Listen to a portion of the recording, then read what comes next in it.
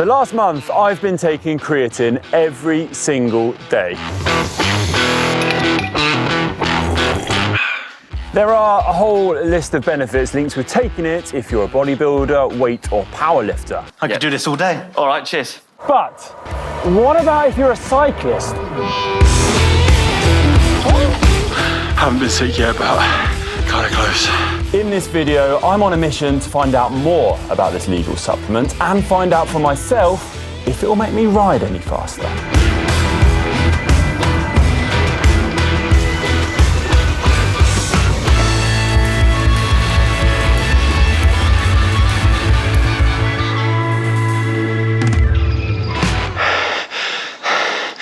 I think I'll be sick.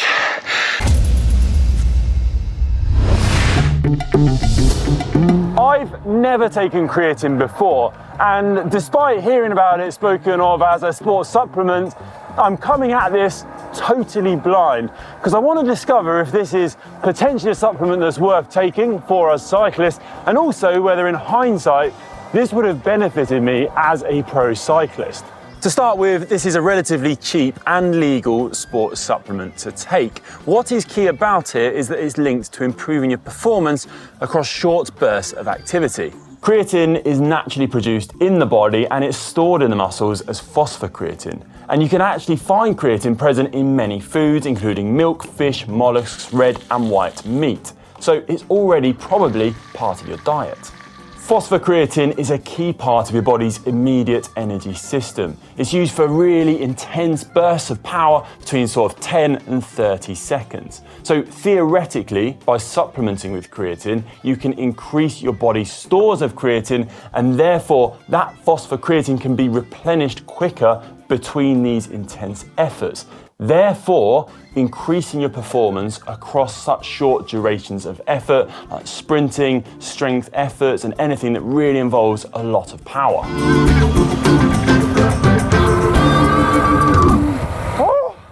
Look, in general, cycling is an endurance sport when you're riding on the road. But pro cycling and racing, when you're riding for performance reasons, it can be a different story, because whilst a lot of the time you're riding like this, there's plenty of times when you're riding like this.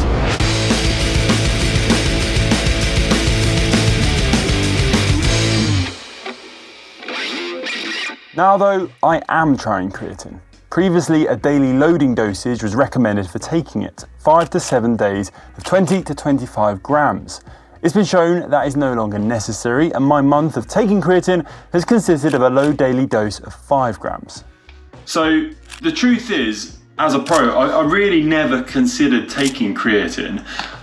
I think it's because I associated it with like bodybuilding or going to the gym, and I was really worried about the risk of contaminated supplements. Maybe this played into it too. It just really was not worth it. But also, you know, creatine's got quite a big reputation in terms of putting on weight and the water retention as a result of taking it. And for a cyclist, for me in that moment, that's like kryptonite. Whether that's right or wrong in terms of weight being a good thing or a bad thing and to put it on, separate issue. But at the time, that did stop me trying this. But I have been taking it now for 3 weeks. I've been taking a daily dose of about 5 grams. I've been looking into the research. There's so many positive effects that can arise potentially from taking this, not just on the bike. So I am going to be interested to see if it translates to a power improvement.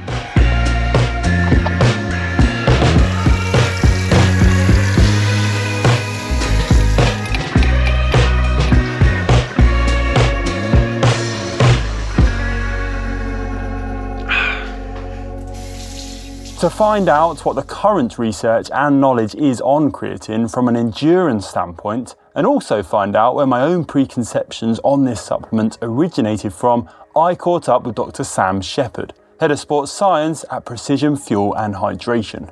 Yeah, I think the traditional perception of creatine is it's essentially for strength-based athletes, for people who are going to engage in high intensity type activities, sprinting, for example, and also those who are maybe looking for aesthetic benefits, so bodybuilders and things like that. And that's traditionally where creatine has been used, and probably that perception has essentially changed over the last few years, and maybe over the last 20 years, I would suggest. We've learned more and more about creatine and its functions in the body, but its potential other roles in health and performance. So outside of simply providing a substrate to regenerate ATP, it has a number of other potential roles in the body. So for example, we know that, or it has anti-inflammatory and antioxidant capacity, so it could be useful as a tool to improve the recovery following exercise. We're reducing the cell damage that we can create during some of the exercise, and creatine might help offset some of that. We also know that creatine can support glucose uptake into skeletal muscle as well, so it can help us resynthesize or regenerate those glycogen stores a little bit faster after we've engaged in hard exercise. So that's another aspect of recovery that it might be able to support with. There's also evidence to show that it can improve cognitive function. So again, if we're thinking in the context of sports, then we obviously want to think about making decisions quite quickly, particularly during bike racing. We're in the peloton, we might need to go with a break, we need to make a decision under fatigue, and that's where creatine could also support a role as well. So we're looking much more outside of the traditional way that creatine might support ATP regeneration, but also some aspects of recovery and cognitive function as well. So far then, creatine for me seems like a bit of a no-brainer. I'm a month in now, coming to the end of my creatine journey. I'd say the only side effects I could potentially talk about is bloating, which has come if I've taken it in the middle of the day with a coffee. Definitely felt a bit of discomfort for an hour or two in those cases, but then I've moved my dosage to the evening, haven't had any issues there. Potentially noticed a tad bit of weight gain, very, very small, less than a kilo, although my weight does fluctuate somewhat, but 1 or 2 kilos is really, really hard to say, to be honest. I'm interested though to see, a month in, how creatine affects my power. So I've gone back, you can see on screen now, my power values when I was a pro, when I just retired, and also this year for very kind of short duration efforts, 5 seconds, 15 seconds, 30 seconds, 1 minute, 5 minutes. So you're all plotted on a kind of power curve chart there. Today I'm heading out, I'm gonna see how my power today compares. Will creatine allow me to up my game on those real high intense efforts? And I'm really curious, also slightly apprehensive, because basically this is gonna hurt. I'm about to hit it hard, folks. See how I get on.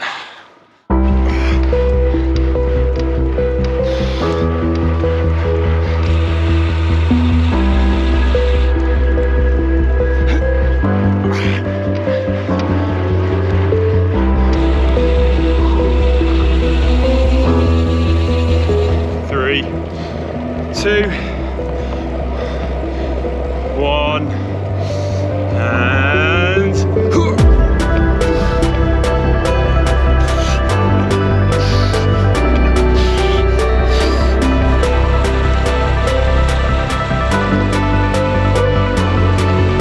oh, been a while since I've blown out cobwebs like that.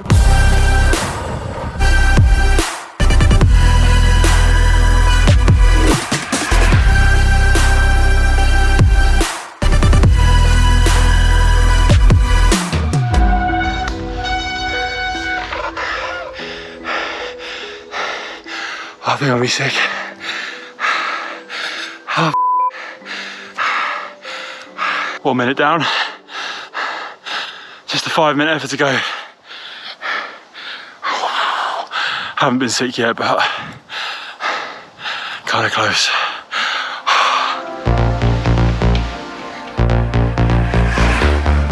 Whew, well, that hurt. Getting home now, gonna download all the data off my Wahoo, plot it back into that chart and see how it compares. See what conclusions I can initially draw before heading to the GCN Acton Turbo test track. Creatine's going up against the best. Okay, so I've got back from my effort and I've been going through my results. You should be able to see them on the screen now in a kind of power curve, and you can see where my efforts, once loaded with creatine, fits into my all-time personal best power values. It's been really interesting actually to look at the results, because they're quite high actually for 30 seconds and a minute. More than I've ever done since I retired as a pro cyclist. My 30-second power is actually pretty comparable to what I was doing as a pro, and my minute power especially is the best I've done since I retired. It does start to drop off there though once you get to that 5-minute effort. Best I've done all year, but not the best I've done as a GCN presenter, and a good bit off what I did when I was racing as a pro. So there's a lot to kind of draw from that. It's really interesting. I mean, 30 seconds power is nearly 200 watts more than I've done since I retired as a pro cyclist. Which is quite surprising. But I'm looking at creatine from an endurance standpoint. And for that, I really want to do a longer effort once loaded with creatine. So I'm going to recover for a bit, and then I'm going to head to the GCN test track. So I've got to admit, I was pretty blown away by those numbers. I wasn't expecting that much of a jump visibly, if I'm honest. But now I'm really interested to see how that translates to kind of a real world effort, because it's all well and good putting down power for short durations, but it's about how they match up on the road bike on a longer effort that really matters, especially if you're considering a race sort of effort too. So I've come back to the GCN test track, where I have put Beetroot as a supplement through its paces, sodium bicarb. I have got some runs laying down. Now it's time to do my best effort and see how it compares. So I've loaded with creatine.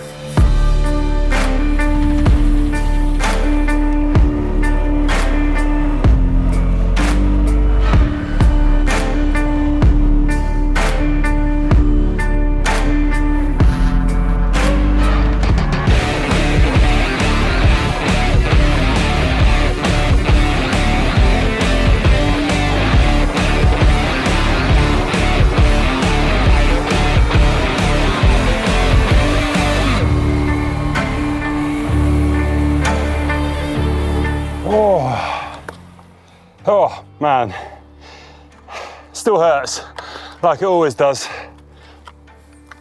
Time to take a little breather. Look at the old data, draw a few conclusions. When we look at the scientific literature, it's fairly mixed, and particularly in terms of endurance performance. So there was a nice recent sort of review article that kind of collectively looked at the evidence to date and made some suggestions about, yes, it might potentially be useful under certain circumstances and in certain individuals who are engaged in endurance performance.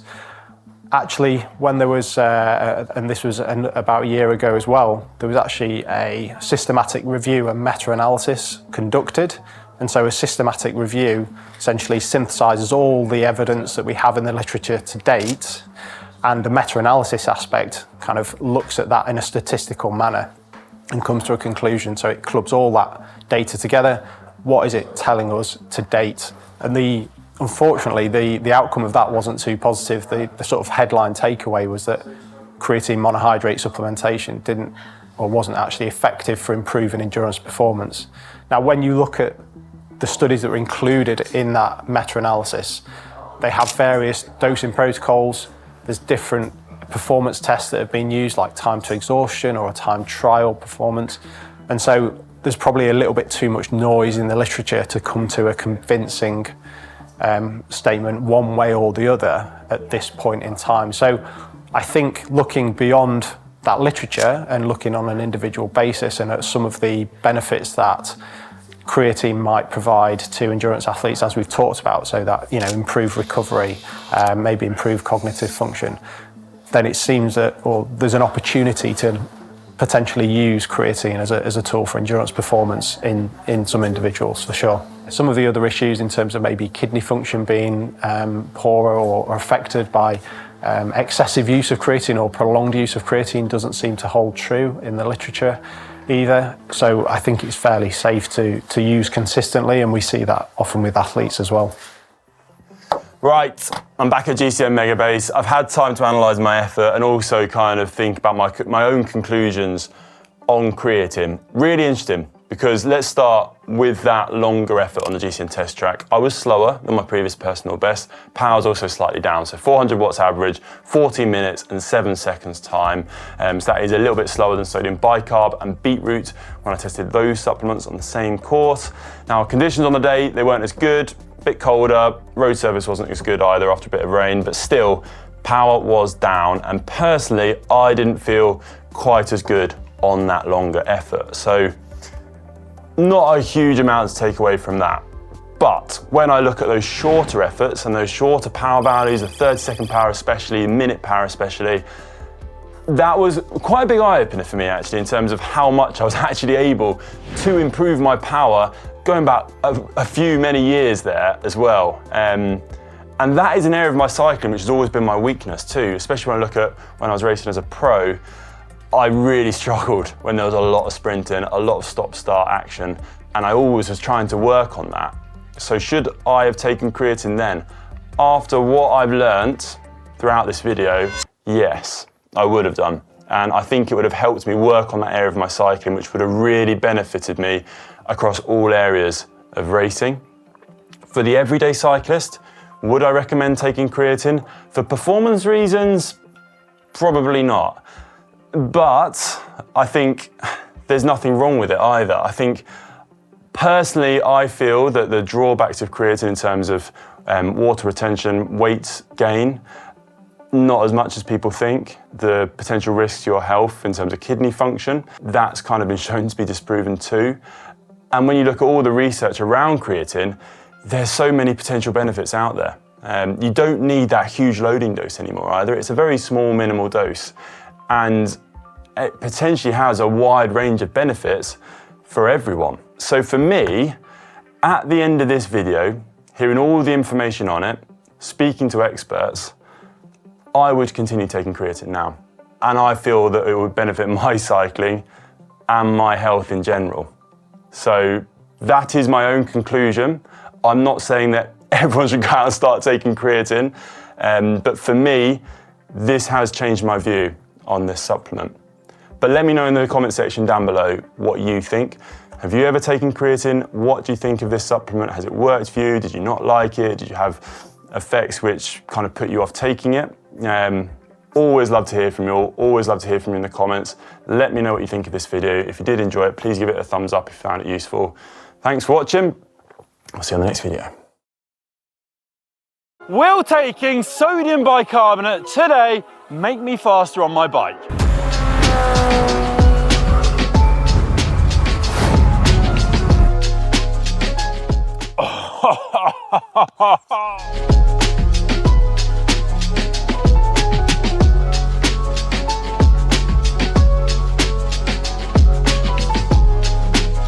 In this video, I'm going to add sodium bicarbonate to my own fueling strategy and try and take one of the most valued Strava segments close to GCN Megabase. Will it prove decisive in allowing me to top the leaderboard? Let's take a look. Sodium bicarbonate is a salt, and in sports, it is perfectly legal to take if you're potentially looking to enhance your performance. Bicarb's use in sport is nothing new. In fact, its potential benefits have been researched and discussed for nearly a century. And actually, its use is banned in horse racing, where bicarb milkshakes were used for an added boost on the home straight. The optimal dosage for us humans is 0.2 to 0.4 grams per kilogram of body weight, taken around an hour or two before riding in the form of capsules or mixed in with water. When we were actually out filming at the Belgium Classics earlier this year, we noticed that Arnold de Lee had a bicarb strategy written on his stem. So he was taking bicarb during the race as a way of hopefully boosting his performance for the latter stages, where he was hoping to win the race. Now, this appears to be another strategy where you ingest bicarb before a race and also during your actual event. And this is to try and get round the potential drawbacks of bicarb, of which they're quite numerous. and I'll discuss those a bit later, so you're going to want to pay attention to them. First though, I have got a full gas effort to do later. Now around here there is a Strava segment which all the GCN presenters have done, and today I'm going to try and take the top step.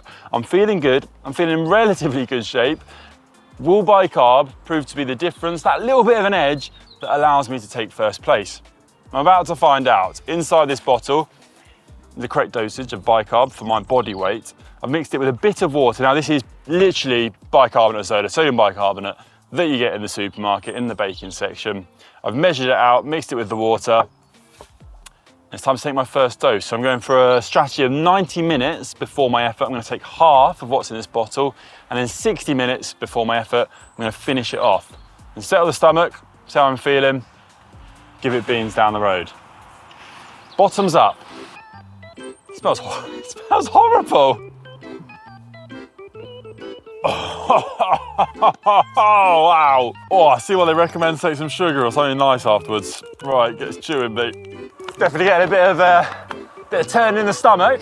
But how actually might sodium bicarbonate make you faster? Well, the theory goes that it helps to reduce that burn feeling you get when you put yourself into the red during anaerobic efforts. When we push at high intensity on the bike, we can't provide enough oxygen to the muscles at a fast enough rate to be able to just use our aerobic system. And so instead we turn to our slightly less efficient anaerobic system, which works without oxygen. Our anaerobic system releases lactate and hydrogen ions at your working muscles as a byproduct. While lactate often gets the bad rap for making us feel the burn, it's actually the hydrogen ions which make the environment in and around the muscles more acidic. The enzymes involved in providing energy to your muscle fibers can't work as effectively in this acidic environment, which results in fatigue, and they're the reason you start to feel the burn when pushing hard. We naturally produce sodium bicarbonate in the body to help clear away these hydrogen ions, but it's thought that by supplementing with more sodium bicarbonate, we can improve this process, reducing our time to fatigue at higher intensity levels. The research points to there being genuine performance gains from sodium bicarb's use, with potential improvements in performance at around the 2 to 3% mark, which in the performance world is quite a lot. And there was this one massive study in 2021 which put together all that research to draw some conclusions, and actually concluded that bicarb supplementation acutely enhances peak anaerobic power, anaerobic capacity, performance in endurance events lasting 45 seconds to 8 minutes, muscle endurance, and even 2,000 meter rowing performance, as well as high intensity running. Although it did actually add that more research was needed among women to generalize the findings. But that's pretty conclusive. You'll have a better ability then at those short, sharp efforts, real high intensity stuff, which is really important in pro races at the pointy end of a bike race, where you really need to put down the watts and go into the red. Or if you're looking to perform well in time trials, this is why we're seeing the likes of Arnold De Lee and other pro riders using bicarb for performance gains. That all sounds great then. There are a lot of potential benefits. So really anyone could potentially take bicarb and see some improvements in their riding. So if you're heading out on the weekend, looking to pump out a few town signs, why not? Well, hold on a second, because there are a few drawbacks. There's a few disadvantages you may want to pay attention to. 1. Nausea, major stomach discomforts, cramps, and diarrhea. Not ideal, is it? Good for improving your sprint to the toilet. Speaking of which, time for the second dose. Last bit of bicarb down the hatch. So, second thoughts, it's like eating a fart, but also if you've ever been in the sea and you've got like pounded by a wave and getting a massive load of salt water in your mouth. Kind of like that. Anyway, hour to go. Will it make me any faster? Or will I be stuck on the toilet? It's a 50-50 call at the moment. There is essentially a lot of sodium in sodium bicarbonate, and if you're taking it in the dosages which I mentioned earlier, you're looking at around 5,000 milligrams of sodium in one hit. Now translate that to Precision Fuel and Hydration's hydration tabs, that's the same as around 6 or 7 hydration tabs in one hit.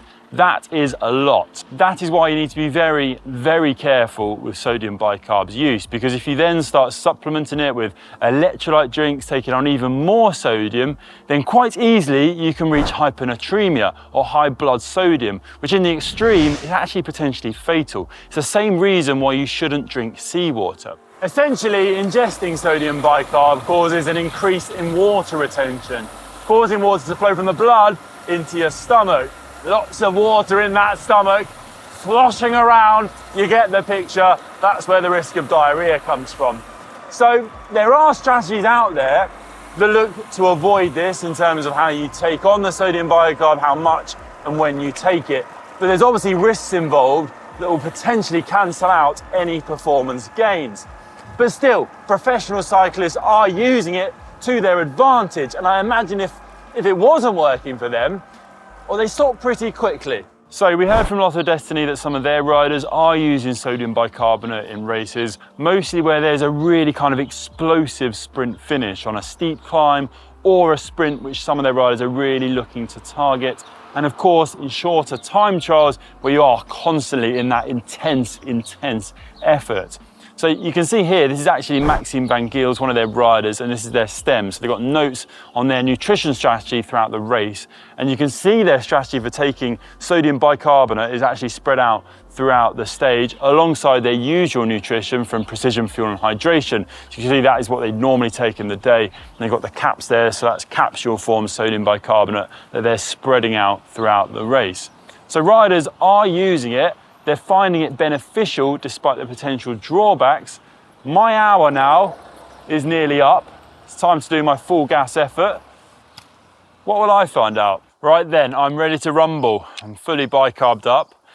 As I said, my stomach's growling a bit. I feel okay, I feel fine. Maybe slightly on the nauseous side when I drink a bit more water, but other than that, all good.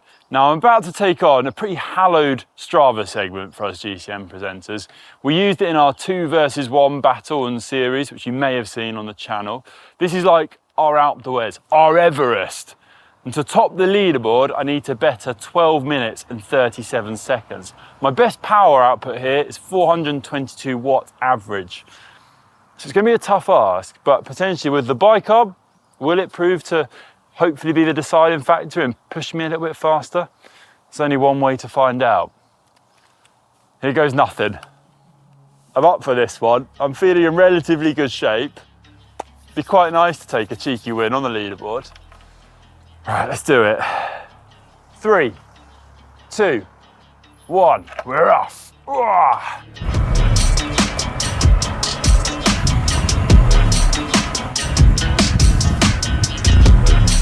Short, sharp climb to the 10. Body's actually feeling pretty good. Got that usual kind of burning sensation in the legs. But the power numbers are good. It's not, I think for now, it's not as bad as normal. Obviously still very out of breath.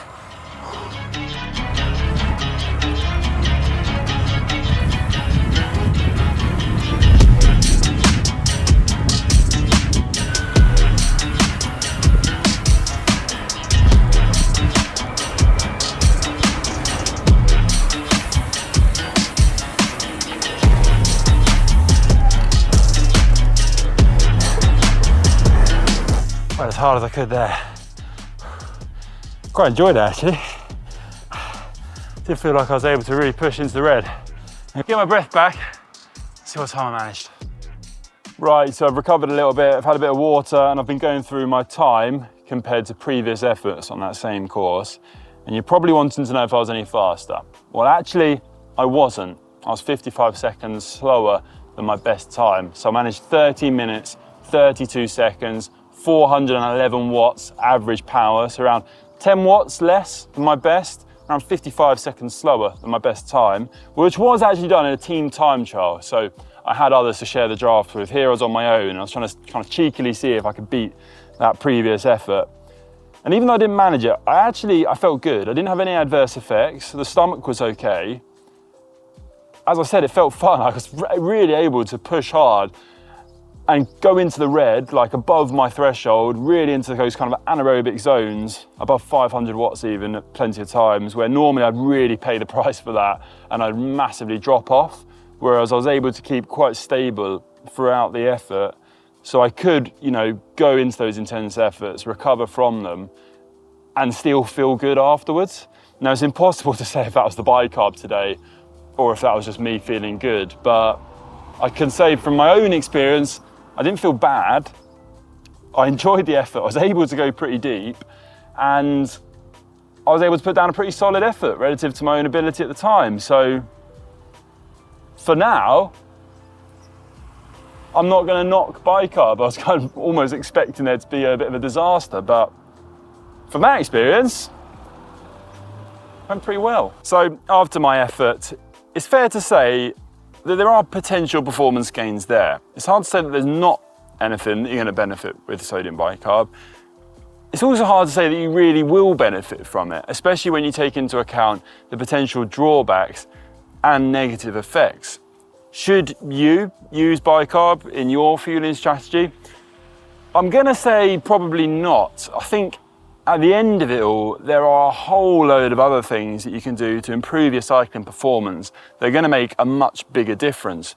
Proper recovery, proper training, proper nutrition and fueling throughout your ride, looking after yourself, staying consistent in your approach. Bicarb, yes, it potentially will be advantageous, but you're talking a potential 1%, 2% improvement for a few people, because this isn't going to work for everyone. It's something that is going to need a bit of trial and error. It's going to need you to understand your strategy and how you use it. And at the end of it all, it definitely might not be something that's right for you, and you might experience those negative effects which we spoke of earlier. And it's something that is really going to need some very careful consideration if you are thinking of using it. Can turning this into this and drinking it make you faster? Research says it might make you a few percentage faster, and pros have been using it to gain an edge. But I'm still cynical. Surely the humble beetroot isn't a performance enhancer. Well, in this vid, I'm going to explain the science that's at play here, and I'm going to try it for myself to see if it actually works and if it might for you at home too. This is beetroot juice, a highly concentrated dose of the stuff, and I've been drinking it every day for the past week. In fact, I've drunk so much that at one point, I thought I'd turn into a beetroot, and I'm still not used to going to the toilet after drinking the stuff. My aim by doing this, well, today I'm taking my last shots, and I want to see if this proves to be the difference that will make me faster on GCN's local lap. Cheers. Who'd have thought the juice from a root vegetable would make a difference to your cycling performance? Well, it turns out that this is a supplement that's been used quite a lot in endurance sports. It rose to prominence almost a decade ago. I think Mark Cavendish was perhaps the most well-known to have experimented with using it. And actually recently, I've heard it being used more and more. It's the nitrates in the purple stuff which is the key. So your body transforms those nitrates into nitric oxide, which is said to both widen blood vessels and increase your blood flow. Also, it is thought that this stuff can actually help make the cells responsible for producing energy in your body, the mitochondria, more efficient. Essentially, you're getting more energy for less work and less oxygen. For endurance sports then, this looks like a big potential win. The theory is that basically, by beetrooting up, you'll achieve a higher oxygen supply to the muscles and need less oxygen for a given effort intensity. Okay, so research-wise, there have been mixed results on beetroot. So this study kind of kick-started the beetroot buzz and found that riders use 3% less oxygen at effort levels from moderate to intense when taking nitrate supplementation. But then, this study, looking at elite triathletes, found no noticeable difference in performance. It appeared that beetroot was having an effect, but in trained individuals, the differences weren't meaningful. These athletes already produced high levels of nitric oxide naturally. It appeared, however, that it was the dose that was the issue. It needed to be much higher. So researchers at Aalborg University in Denmark actually found in a study of theirs, the power of participants improved by around 5 watts when they took a higher dose of nitrates spread out over a week. And this was at altitude conditions and also at sea level. So that is quite a big percentage jump. It's definitely something to sit up and take note of. But I'm still quite cynical because I just find it hard to believe that the humble beetroot is going to make me ride my bike that much faster. Which is why I'm trying it out today, to see if it actually does work for me. With the caveats that I am a one-rider study, it's not super scientific, but let's see what happens. Will the beetroot prove the difference? GCN's local lap. Right then, I'm on the start line of the GCN test track, as I am now calling it, 9.5 kilometers long. My best time, 13.5 minutes, with an average power of 411 watts. And I actually set that whilst fueling with sodium bicarb. So I'm really interested to see how the kind of beetroot fueling compares to that effort. So the beetroot kind of loading strategy I've gone for is in line with that latest research. I've had around 800 milligrams of nitrates per day for a week leading up to this, all through drinking beetroot juice. And I've also had beetroot juice this morning, 2 hours before this effort. Luckily, I haven't had to kind of eat 12 beetroots a day to do this. I'm having it in a very concentrated shot of the stuff. But right now, enough talk about beetroot. It's time to give it a real effort. See if I can beat my time. I'm here all day. Well, I'm not, I've got an effort to do, but you know what I mean. Right then, time to beat it. 3, 2, 1, let's go. Time to see what the beats are made of.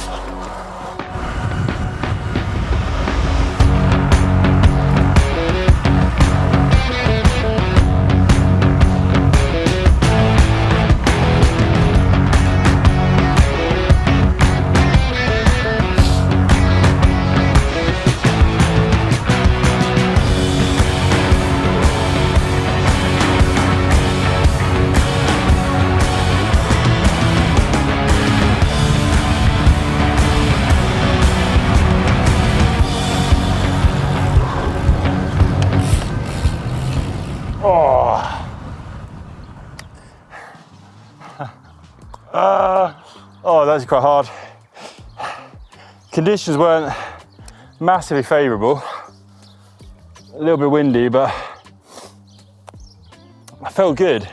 Did feel good at the start. I felt like my power was staying pretty high. I'm not sure if it quite made a difference, if I'm honest. But I'm going to download the data now, have a look, see what time I managed, see what the power actually was. Make some final conclusions, as always though, so you get my breath back. Right then, the results are in. Quite interesting actually. So I wasn't actually faster than my best solo time on this course. 8 watts less power, 20 seconds slower. Taken with the caveat that today was a little windy. I don't think conditions were quite as favourable, especially on the way back with a bit of a headwind, but you can't argue with the power. It was a bit lower. Not much though, not much. But still, I don't think it was the kind of big improvement I was maybe hoping for or potentially expecting based on some of the theories and claims around beetroot juice. It wasn't bad. I still felt really good. I felt like I had decent power in the legs. I could push really hard at times. I had no ill adverse effects. There just wasn't that like, wow, I've gone that much faster. There's no like huge gain. So for me, I think the jury's still somewhat out on beetroot juice. I don't think it's some sort of miracle juice that's going to magically improve your performance, but maybe there is some sort of benefit in it, depending on who you are and for different individuals. I definitely don't think there's an ill kind of bad effects from taking it. I don't think you can do much wrong having a bit of beetroot juice, if I'm honest, as long as you don't eat gallons of the stuff. It was kind of expensive, so I didn't note that. So the whole week cost me £30 in British money. It's quite a lot for an improvement that I'm not really sure was there. But anyway, let me know what you think in the comment section down below. Have you tried beetroot juice? Have you felt any sort of improvement whilst drinking it? And I hope you found this video useful and it's made you weigh up whether it's something that you should drink yourself. Hope you enjoyed this video. If you did, please give it a big thumbs up. Thanks for watching. We'll see you on the next one.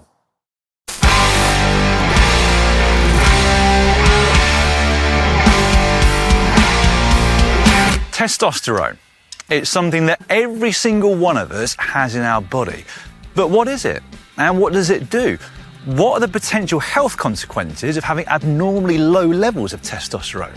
Can we increase it naturally, or could testosterone replacement therapy be the better option? Why is it so popular right now? There seem to be countless advertisements aimed at people like me, which make some incredible claims around health and longevity benefits. Could TRT give us a better quality of life, particularly as we get older? What are its side effects, and is there an ethical consideration?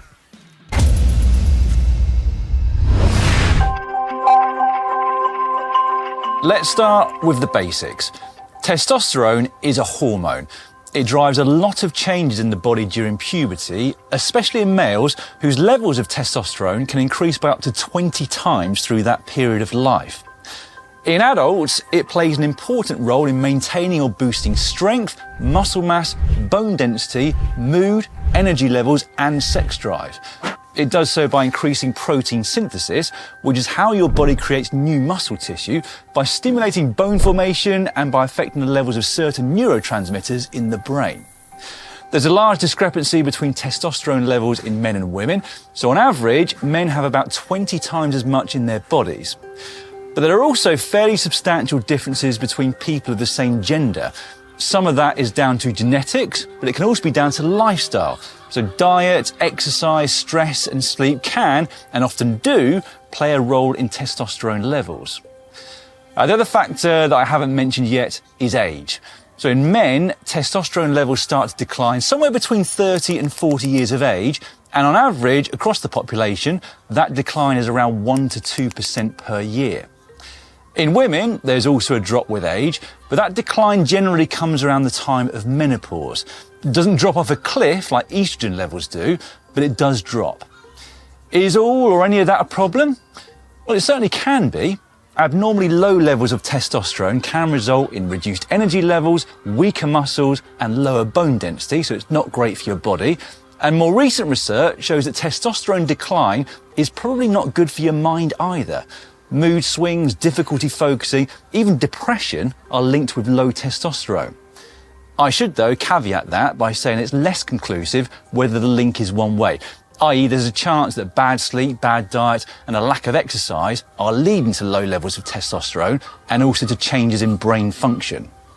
Either way, you can see why people living with some or all of the negative effects of low testosterone are considering, or even having, testosterone replacement therapy. Is that okay? Physically and ethically? What are the considerations? Can it be bad for you? Before I get onto that, I want to talk about testosterone and sport. If you're watching this video on a cycling channel, you're probably a cyclist or at least interested in cycling. The mere mention of testosterone is frowned upon in cycling circles, and for very good reason. Why? Because it's a potent, performance-enhancing banned substance.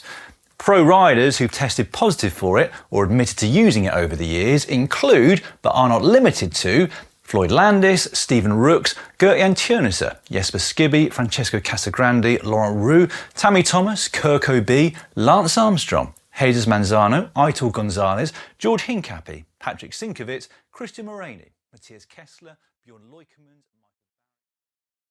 Michael Leipheimer, Christian van der Velde, David Zabriskie, Matt White, Michael Rasmussen and Mauro Santambrogio. And it's not just individuals. Team Sky and British Cycling, for example, were at the centre of a controversial case after it was found that one of their team doctors, Richard Freeman, who worked with them from 2009 to 2017, had ordered testosterone online in 2011. It was delivered to their headquarters in Manchester and came in the form of Testogel sachets. In the eventual court ruling, Dr. Freeman was found to have ordered the product, knowing or believing it was to be administered to an athlete to improve their athletic performance. today's verdict will cause lasting damage to the reputation of one of Britain's most successful sports. British Cycling, for one, has described today's finding that the testosterone was intended to dope a rider as extremely disturbing. He admitted to charges against him. However, no cyclist or athlete has ever been charged in that particular case. My point is that there is, or at the very least there has been, a temptation to use testosterone, and that's because it's been proven to increase athletic performance. It can help boost production of red blood cells, which carry oxygen to fuel muscles. It increases muscle size and strength, and also helps with muscle recovery after intense workouts.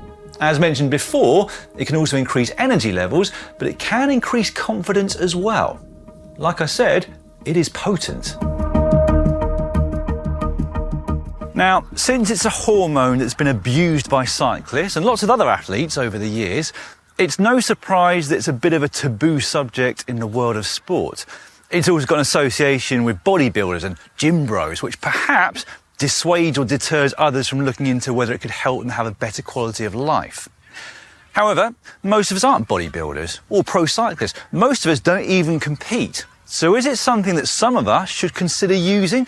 Could testosterone replacement therapy, or TRT, help us feel more energetic, be stronger and healthier at a certain time of life?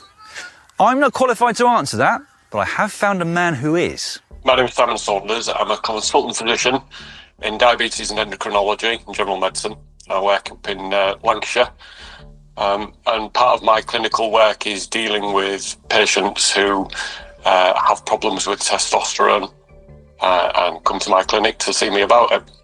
I've also quite a strong interest in sport and I've cycled for the past 20 odd years. So cycling, and I'm aware of the context of testosterone in the cycling community. Yeah, it's got quite a strong one-way context at the moment. Let's start with the basics. How would one know whether their testosterone levels are normal or whether they are dangerously low or just low? Effectively, from a knowledge point of view, and people may feel unwell, but they won't know why that's the case. And a lot of people present now to general practitioners complaining of vaguish symptoms, things like tiredness and fatigue and lack of motivation. And that might prompt the GP to do a certain amount of tests, but equally people may see this information on social media where testosterone testing is being pushed at them for a purpose of obviously supplying testosterone. Now, that can run either way, so people may have a genuine problem and need testosterone, or they might not have a genuine problem but think they have a problem and get tested and find either normal or abnormal results. So the context in which somebody presents to a doctor or presents for testing is really important in terms of why they went there in the first place. So when you go for a blood test that includes testosterone, all of the results you get for everything have a, inverted commas, normal range. But how do you know, if you haven't done previous tests, whether your testosterone is in decline or whether, even if you're at the bottom of that range or just below it, whether you might always have been there? You don't, is the short answer to that. The problem is with, I won't call it normal range, we'll call it a reference range because it's just a reference range based upon the test. So the test itself, there are a number of different tests of testosterone. So each test itself will have a reference range. And if you go to a number of providers, you might get different numbers anyway. Testosterone rises and falls during the day. So it peaks in the morning and then falls off during the afternoon. So depending on what time you've taken it can influence the levels. If you've eaten beforehand, that can influence the levels. So we would normally, in the NHS, want people to do a fasted morning testosterone level and repeat that level as the guide of what is normal. If you've got night shift bit, if you're a night shift worker, that messes around with your testosterone levels as much as it does with other hormones. So you can see how the context of testing also plays a part in what you would see. And whether a patient or whether a person would know whether they're normal in the normal range or the reference range is difficult because people can report symptoms with normal results and people won't report symptoms with abnormal results. Again, looking at I would never make a decision based upon one test only. And I would want a number of tests to sort of get a pattern and a picture of somebody before I'd consider offering any treatment, because you can't make a judgment on a hormonal level based on one static test.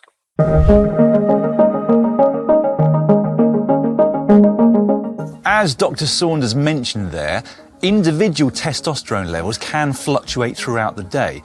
That fluctuation is greater generally when you're younger than when you're older, but for males, peak levels normally occur in the morning between 7 and 10 a.m, and they can be up to 35% higher than later in the afternoon when they're at their lowest. This is why, if you do want to build up a longer-term picture of your own testosterone levels, it's best to always have the test done at the same time of day, preferably in the morning before you've consumed any food. Studies have shown that a pre-blood test meal can significantly lower testosterone levels. Now, one question that you may have that you're hoping this video will answer is whether excessive endurance training, which in most instances for those watching this will be cycling, could reduce testosterone levels. Some studies have suggested that it does, but according to Dr. Saunders, it's not as clear-cut as some claim. Now, this is a very variable area of knowledge within exercise physiology, exercise endocrinology, within the medical profession generally. So short-term exercise actually causes rises in testosterone and other hormones as well. Chronic exercise has been associated with a decline in testosterone compared to people who aren't chronically exercising. But the research itself is complex and based upon small numbers, and it's very difficult to determine very clearly the exact relationship between chronic exercise, whether that's an adaptive thing that the body adjusts appropriate norms because tissues become more sensitive, so you don't need so much of it, so therefore the levels appear lower, or whether this is a disease state where chronic exercise is causing problems with testosterone production and therefore it goes into steady decline. There are various categories within exercise endocrinology based around looking at what exercise does to things, and some of it is related to energy availability. So if you're undernourished, that also has a contribution. If you're overtraining, there's evidence to suggest that overtraining will cause testosterone to go down more than somebody who is optimally trained or just doing recreational activity. So it's a very complex area and there's not a simple answer to it. I mean, I think even most recent research reviews can't conclude a definitive position on it. Okay. So I also wanted to ask you that if you did have a patient and you took multiple data points over a period of time and your determination was that their testosterone levels are too low, what's your first port of call? What's your first pieces of advice to that patient? I guess a little bit, I would be more interested in why they became, or why they presented for testing. Did they have symptoms that are consistent with low testosterone? So as I mentioned earlier, you can have a lower testosterone but have no symptoms at all. And from a treatment perspective, I wouldn't treat that, because if you're otherwise well, what are you treating? You're just treating a blood test, aren't you? But it depends upon the symptoms that a patient presents with. So if they have a chronically low testosterone or a testosterone that's in the below the lower range, and they've got signs and symptoms that reflect that, so they can say, well, I've been feeling chronically tired, I've lacking motivation and drive, my sex drive, my libido has also fallen off, then there's signs and symptoms there to suggest that they're actually suffering clinical effects of low testosterone. And the discussion would then be about what do they want to do about that. So there's various different approaches depending on the cause of their problems. So testosterone deficiency is classically, from a medical point of view, divided into primary, which is caused by testicular failure, or secondary, which is caused by another cause, often a gland in the brain called the pituitary gland not sending the signals to the testicles properly, but can be caused by things like obesity or other drug use or alcohol or training or exercise. So it's about trying to determine the underlying cause before you offer the appropriate treatment. For somebody that has got that chronic case then, can it be down to bad sleep or bad diet, or is that not enough to affect it that majorly? Bad diet, definitely. So I would say the commonest reason I see people in a general NHS endocrine clinic is because of obesity-related low testosterone. So it's chronic poor diet, and that may not be through choice. It might be social deprivation. It may be lack of understanding. It might be, they get into a cycle of weight gain, lack of exercise, weight gain, lack of exercise. So the treatment in that situation is trying to normalise weight rather than give testosterone, but that's a difficult line to sit on, because if you've got no motivation, it's very difficult to normalise. So again, you have to look at it in the context. So I think in that setting, I would be more concerned about what the reasons were before I went down to treatment. My personal conclusion, having done my own research and after speaking to Dr. Saunders, is that there is a place for TRT, but only under very specific circumstances. By that, I mean individuals who are hypogonadal, whose bodies do not produce any or enough testosterone to live a normal, healthy lifestyle. And even in those cases, you should proceed with caution, supervision, and with the correct advice. You are also able to do a blood test, incidentally, which will determine whether low levels of testosterone are down to the body simply not producing enough or down to the brain not receiving strong enough signals to make it. Now, for those without a medical condition, but with low levels of testosterone, you could still, if you wish, build up a longer-term picture of what's normal for you through a series of blood tests, bearing in mind that it will naturally lower with age. You could also make sure that you address anything in your lifestyle that might be lessening your chances of producing normal levels of testosterone. Dr. Saunders mentioned that obesity is the main cause that he sees when it comes to low testosterone.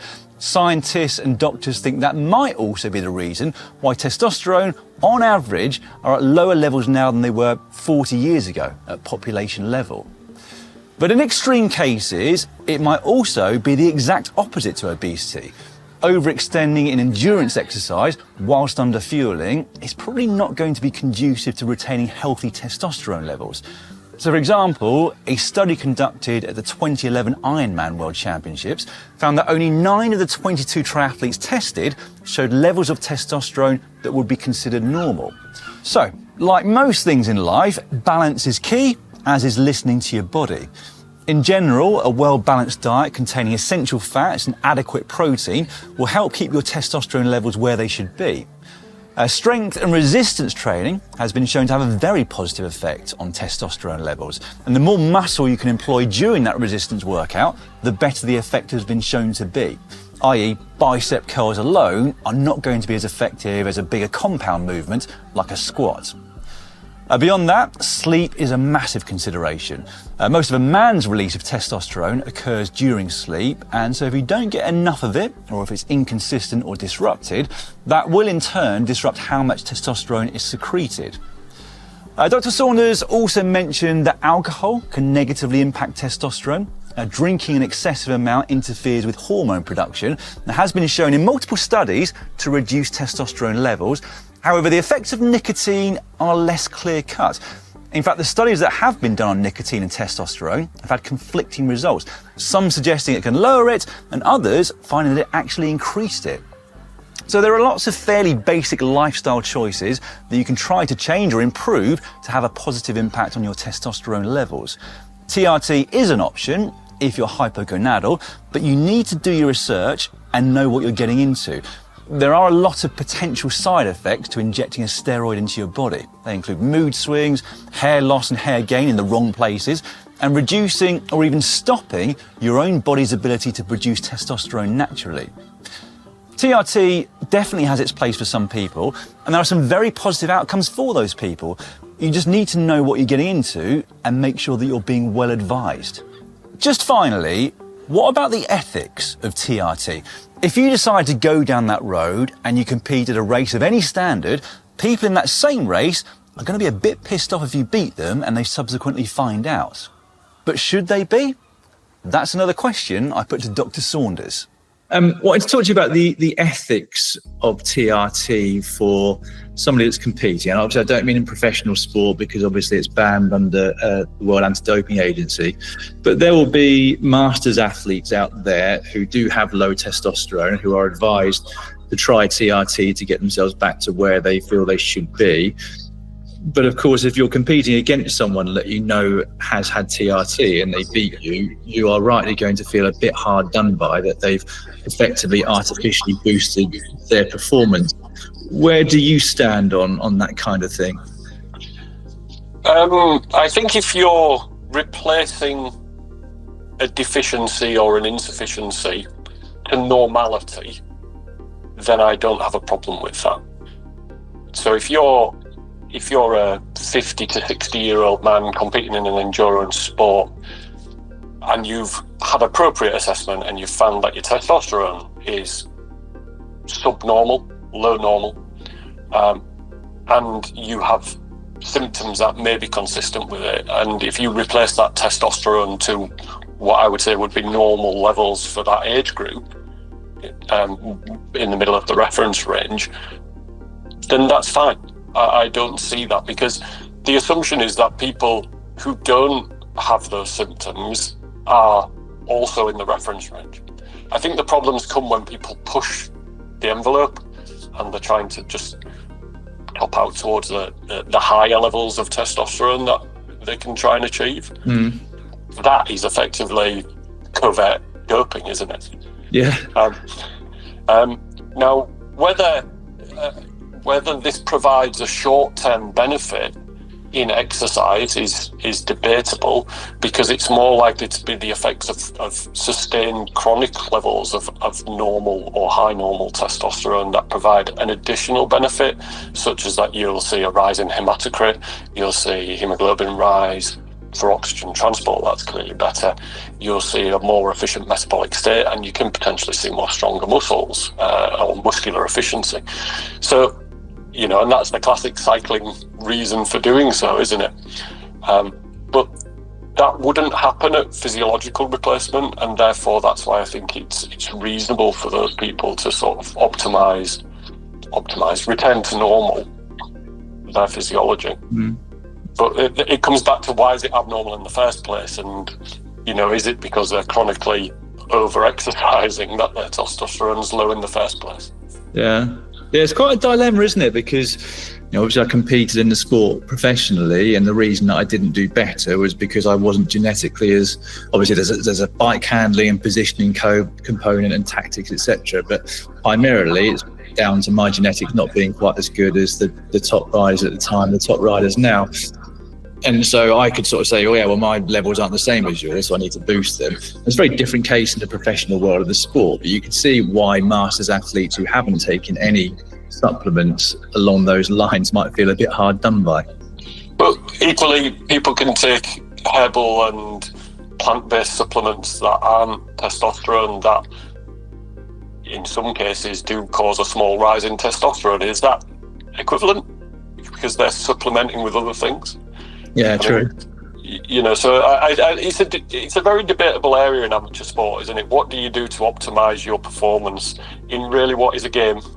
Yeah, exactly. Well, as you know, some masters athletes take things very seriously. Yeah, absolutely. You mentioned a couple of natural herbs and supplements there. What were you thinking about specifically there? Well, fenugreek is often cited as something that lifts testosterone levels. There's some amino acid type supplements that are also associated with it. I haven't got the details in my head immediately, because it's not something I would recommend people try, but certainly I can give you the details if you want them, for personal use or otherwise. But yeah, there are things that are there, and there's a lot sold on the internet, and you'll find on the internet itself, testosterone boosters, these types of substances which are not illegal under WADA, that people will try to lift testosterone. On the whole, if you look at the analysis of all the things that are sold as testosterone boosters, there's maybe 2 or 3 things with some vague evidence that support that they will have an effect. Okay. And just finally, there's a lot, again, on social media and podcasts, etc., about increasing protein intake, particularly as you get older, to conserve muscle mass and bone density, etc. Would increasing protein intake have any effect on testosterone? Any food intake has a transient effect on testosterone production. As I said, the standard way to test would be in a fasted state, because that's when you get your peak level, or when the highest level of testosterone would be noted. But eating generally does have an effect on most hormones transiently. Chronic high levels of protein intake wouldn't necessarily affect overall levels of testosterone. And I think if you're thinking about the way testosterone supports muscle health and growth, it can only do so if there's sufficient building blocks to do so. And that really is framed by protein intake to a degree. And there's certainly a lot more robust evidence to say that sustaining an adequate or even a raised level of protein intake as we age is very supportive in terms of maintaining muscle mass. And I think that's a real important message that people need to take on, is we probably don't take enough protein in if you're exercising chronically. It's a really interesting subject, the ethics of competition versus the want or even need to optimise your health. And it's a choice that could take on a very different level of importance in the near future. With AI learning accelerating exponentially, it is reasonable to expect that medical and genetic interventions will, in the not too distant future, allow us to live significantly longer and healthier lives than previous generations. In turn, then, it doesn't seem too far-fetched to think that competing in a sport and adhering to the rules of fair play in that sport might also mean you're having to make the choice between 2 vastly different health spans. There's a philosophical question for you. But one for another video. I hope that this one, though, has answered some of your questions on testosterone, what it is, what it does, and whether you should consider TRT. And I'd love to hear from you. Have you tried TRT? What impact did it have on your life? Are you considering it? If so, why? Let me know in the comments section below. And if you'd like to look at any of the studies that back up what Dr. Saunders and I have said in this video, you'll find them in the description below. Thanks for watching. In modern cycling nutrition, all we hear about are carbohydrates. Carbs, carbs, and more carbs. Which is understandable, it's the high-octane fuel that fuels high-intensity exercise. But what about protein? Protein's always been a big consideration for bodybuilders. It's increasingly so for general health and longevity. But what about for pro cyclists? How much are they consuming during the Tour de France? What type of protein and when? Well, I've spoken to 3 nutritionists from World Tour teams who've got the answers. The same thing for a Tour de France rider, but the level of importance is exponentially gone up. It's true that we are all very focused on carbs because that's our main source of energy, at least. But protein also has a big role in cyclists, I would say. So we're not having big amounts of muscle breakdown and wastage through the Tour de France. That's the main role, really. Before we dive into the details, I'll just give a quick and simplistic overview of the roles of fat, carbs, and protein in our bodies. Fat is the most highly concentrated form of energy, with over twice as many calories per gram as carbs or protein. It's essential to brain and body function and helps the absorption of key nutrients. Carbs, when broken down into glucose, fuel our muscles and brain, and when converted into ATP through glycolysis, provides with our main source of energy during high-intensity exercise. The muscles can only store so much, though, which is why fueling with carbs during longer events can provide such a large performance benefit. So what about protein? Well, it is essential for muscle growth, hence its importance for bodybuilders and strength-based athletes, but it's also essential for muscle repair and recovery and every other tissue in our body. So you'd have thought it would be a key part of pro cyclists' daily requirements. Is it? Let's find out. You're completely right in the foundation of what protein is used for there. And it's essentially the same thing for a Tour de France rider, but the level of importance is exponentially gone up. In wanting to spread that protein out through the day, wanting to get paramount timings of that protein as well to give sufficient recovery. And ultimately, we're really looking for reductions in inflammation and the ability to repair muscle as quickly and as much as possible within the timeframes that they have. Well, protein has to do with a lot of things. For sure, it has to do with muscle repair, as we all know. But during a multi-stage races like the Tour de France, muscle takes action into also muscle recovery, the immune function, the enzyme production, and also the mitochondrial biogenesis, and for sure, metabolic adaptations that come with the racing. So it's a quite important nutrient in cycling. It's true that we are all very focused on carb because that's our main source of energy, at least. But protein also has a big role in cyclists, I would say. Yeah, I mean, it's helping with, muscle recovery, repairing muscle damage, and kind of optimizing muscle protein synthesis. So we're not having big amounts of muscle breakdown and wastage through the Tour de France. That's the main role, really. The side, some research that shows that it may help with glycogen resynthesis post stage as well. But yeah, it's mostly the muscle repair. But obviously, protein, all of the cells in our bodies contain protein. So there's skin, things like that when we crash in. It's for recovery in general, but remodeling and repairing tissues. Makes sense, doesn't it? Protein is essential for all of us in muscle repair and recovery, but also general tissue repair, regardless of how little or how much exercise we're doing. But do you need more protein in a sport and race which is so heavily endurance-based? I mean, a lot of the literature would say kind of 1.6 is what's recommended for endurance athletes, but at the kind of elite level and the amount of training and racing that they're doing, I find that 2 gram per kilogram is more applicable to our guys in terms of muscle recovery. And just again, even if you weren't focusing on it, it would be surprising if riders were kind of falling below 2 grams per kilogram at the Tour de France or in a high volume camp. Excess protein consumption will still cause weight gain. It's not like some magical nutrient that only builds muscle. If you're in a calorie surplus, doesn't matter where those calories come from, you will gain weight. And things like protein bars, I banned when I joined the team because I can remember seeing them on the nutrition table and riders taking 2 or 3 as for a top up before lunch, and they've had 400 calories that they'd not even thought about. So we have an approach that if you want a chocolate bar, have a chocolate bar and enjoy it, but don't mistake a protein bar for some miraculous free calories that don't count. And they actually have, a lot of laxative sweeteners in there as well. But yeah, the main reason is less protein means there's more space for carbohydrate. Total protein is always the most important, because even if you get the timing right on everything, if you don't have sufficient bricks to rebuild the wall, it's still going to be under repaired.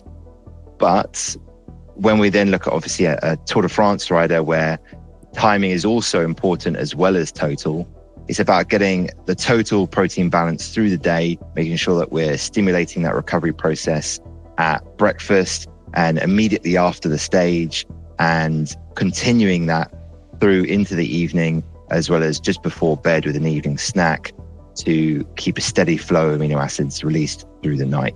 So typically that last meal of the day is also a dairy-based protein supplement. And that's to make sure that it's sort of drip-fed to the body through the night, is it? Exactly, yeah. So go for a really slow digesting protein like casein, which is majority derived from like dairy, so like a yogurt or skyr or something like this.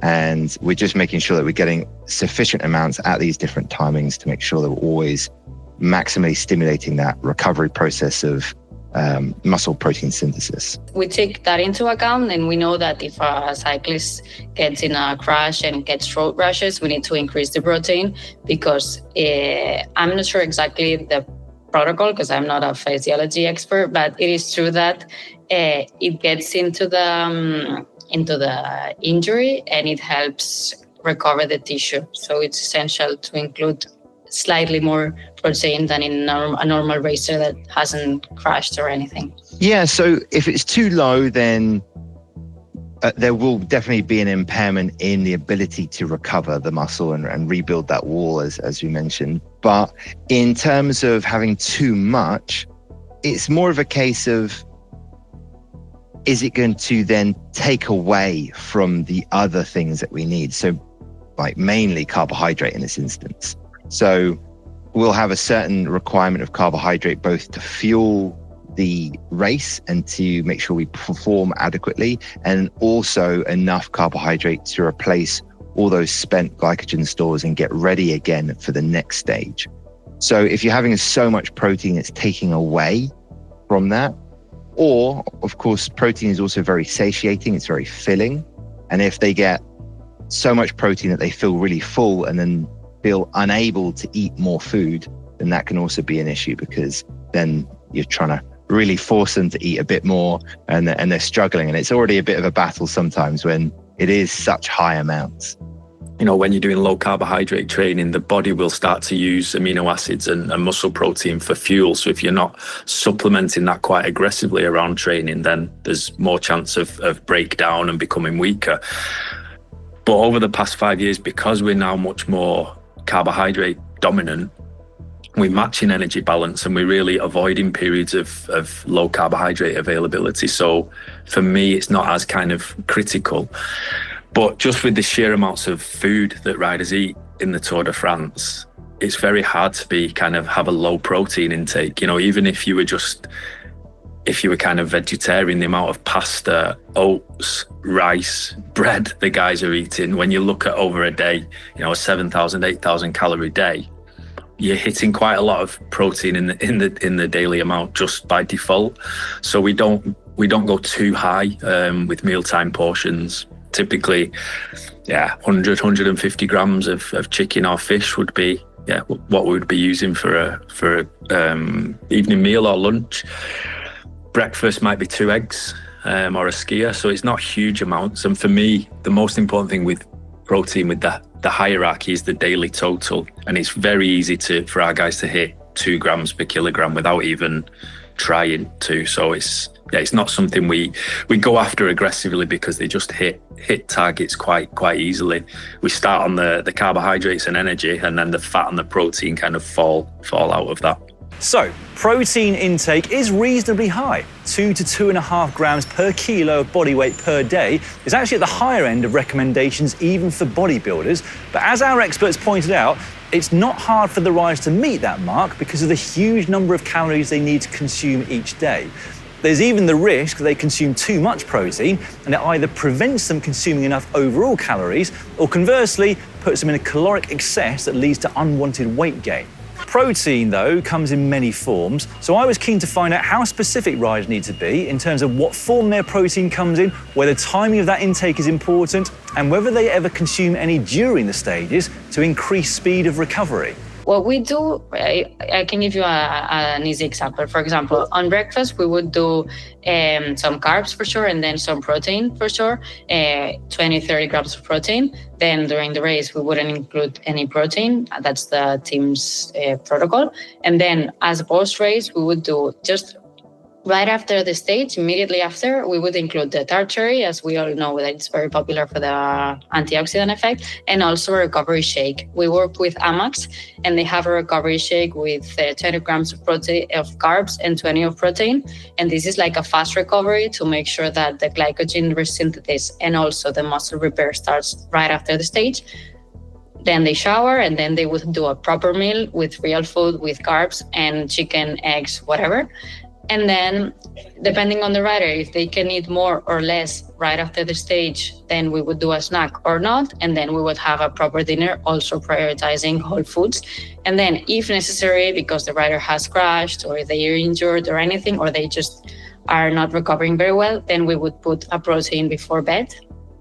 Low release protein to make sure that while they're sleeping, there's anabolism instead of catabolism. On one side, I guess it's also for adding some variety.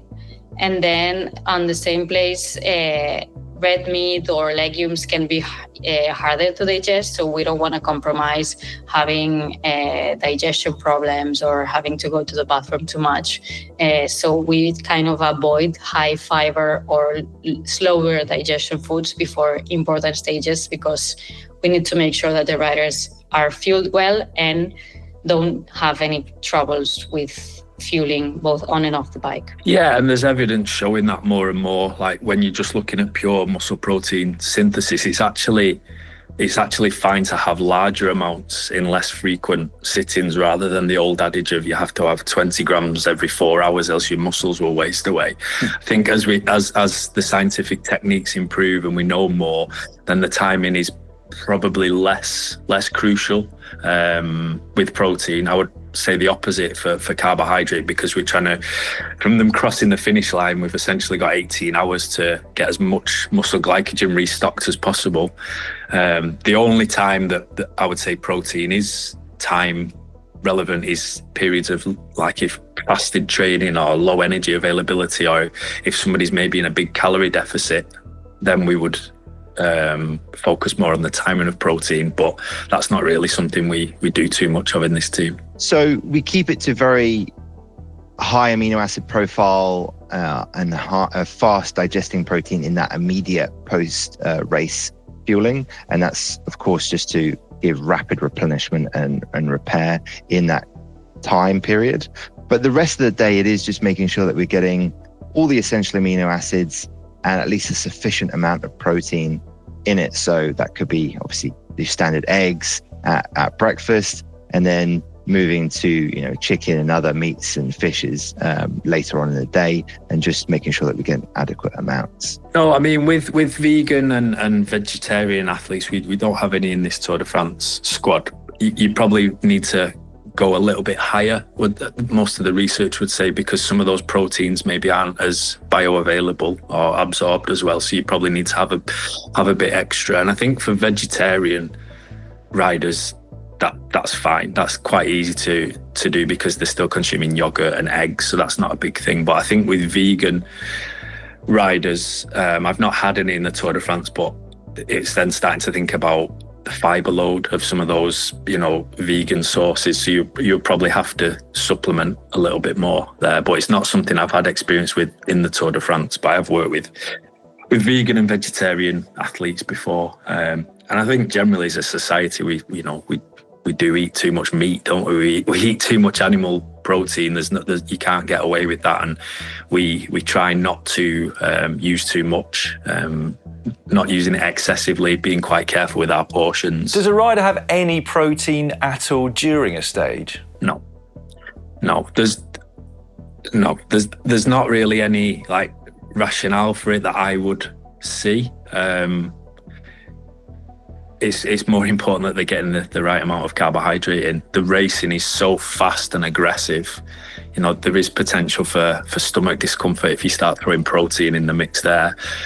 Satiety as well. So no, it's not something we do in a race. The days have gone now of kind of a breakaway goes after 10k, easy pedaling in the peloton for 4 hours, and then a chaotic last 20k. Those stages don't really exist.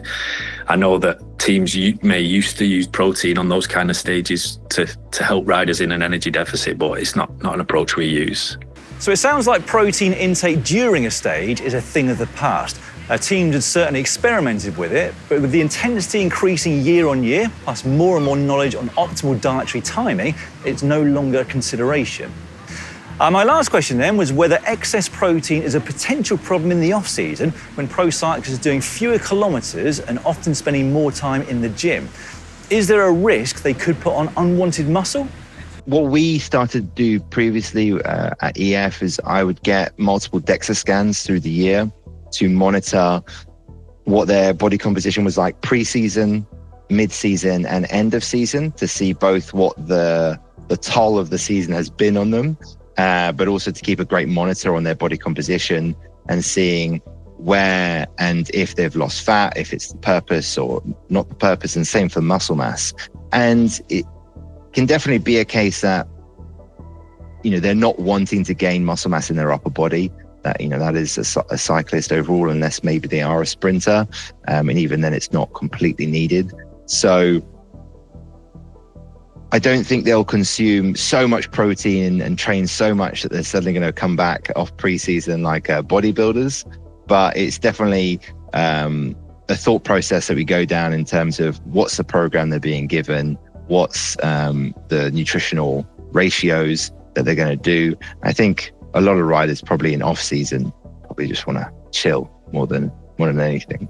So it's not been too much of an issue so far. It's individuals. For some athletes, they just need to look at the dumbbells and they can gain muscle mass. But as soon as they start, and weight, and as soon as they start doing the volume on the bike, then that generally balances out. I've seen some riders who they do a lot of cross-country ski in the off-season, and they will actually get some definition and upper body muscle, shoulders and arms. But then as soon as that falls away and they start doing 20, 25, 30 hours a week on the bike, then that muscle mass tends to go. The most important thing we're trying to prioritize is the lean tissue on the lower body. But yeah, we do try and individualize what the guys do in the off season. But again, it's quite nice to gain some weight in the off season, both mentally and for the metabolism as well, and for hormonal health. So we do, within reason, like riders to gain weight in the off season break. But again, the off season break's getting shorter and shorter. They're quite soon back doing structured training now. So there is a lot that goes into dialing a professional cyclist's nutrition. Carb intake is the highest priority, as that's their primary fuel as they race, but protein is certainly not ignored. Too little will impair muscle repair and recovery, but given the 7,000 calories they consume on average each day, that's rarely a consideration. The type of protein and the timing of it is also calculated, but it predominantly comes through whole food. Anyway, I hope you all found this chat with the experts as interesting as I did. If you did enjoy it, I would really appreciate it if you could click on the thumbs up button below this video. And if there are any other nutrition specifics that you'd like us to delve into, let us know in the comments section down below. Does caffeine make you faster? There is nothing like a strong cup of coffee for a mid-ride pickup. But does it really make you that much faster? Or is it all in your head? It's time some GCN does science. Guys, why are we all sitting like this? I don't know. I've designed an experiment. Close to here is the Alpe de W, a fearsome 2.4 kilometre climb, alpine vibes. I challenge Hank to a race. Good news is we're both going to have 2 strong cups of coffee beforehand. But there is a catch. One of them will be drinking decaf coffee and the other normal caffeinated. But then next week we're going to come back. I'm going to flip the script. Oh, let's see who wins after all. Me. It's going to be me. You never win. Right, come on, let's go get some coffee. Could I please have 2 decaf Americanos and just 2 regular Americanos as well, please?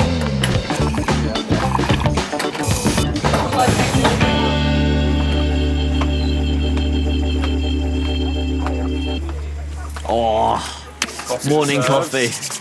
I'm desperate. I haven't had one all morning. I'm just hoping I've got the caffeine. Yeah, I'm hoping I need the caffeine. Right, who's man?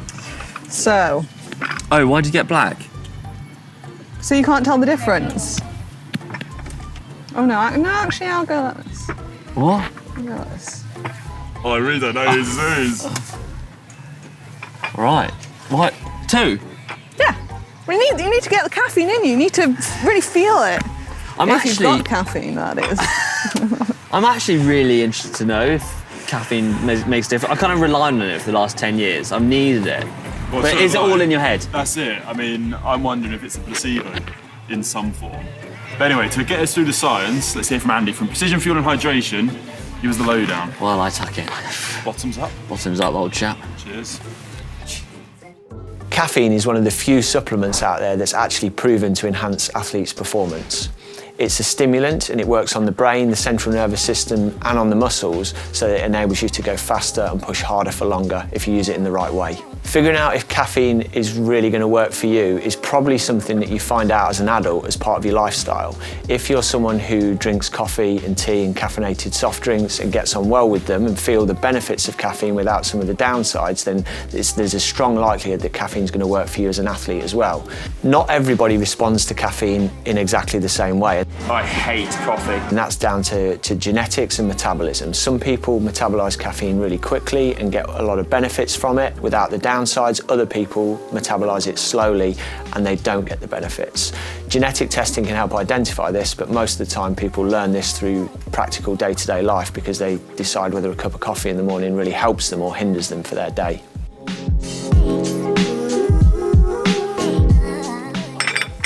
Oh, coffee's a drunk.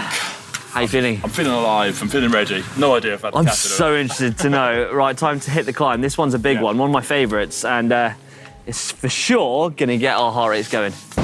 Let's do it. If the coffee hasn't.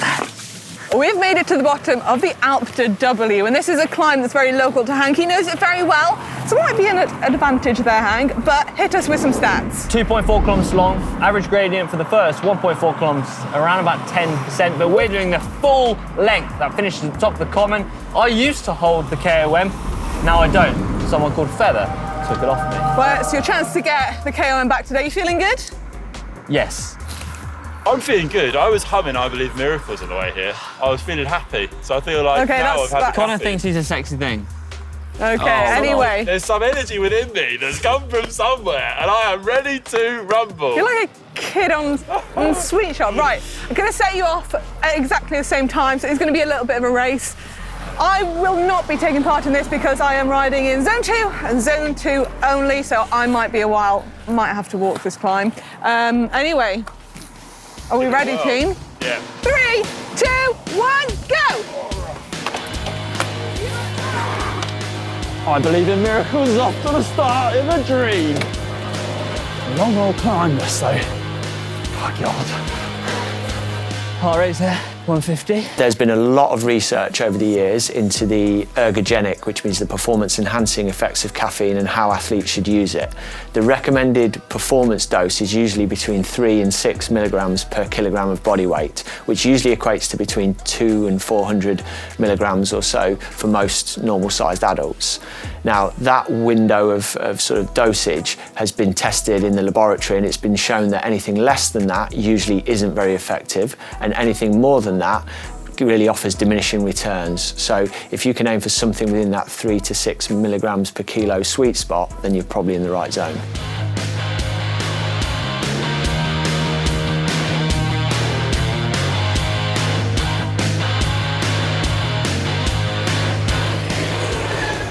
Caffeine takes about 15 minutes to start showing up in your bloodstream after you've consumed it, and about 50 to 60 minutes to become maximally effective. So actually taking a caffeinated drink or two about an hour before you go out on the bike, if you want to be performing at your best from the start, is a really good idea. It's also means that you don't want to be taking a caffeinated gel in the last 3 or 4 miles of an event, because that's going to kick in after the finish line. And I think that's something that a lot of athletes don't necessarily realise. If you're going to save caffeine for late on an event, you still need to take it 40 to 60 minutes before the end if you want it to help you in a final sprint or something like that. Missing that bit of zing.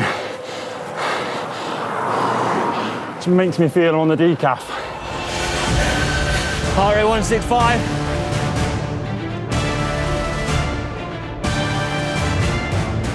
Last 30 seconds.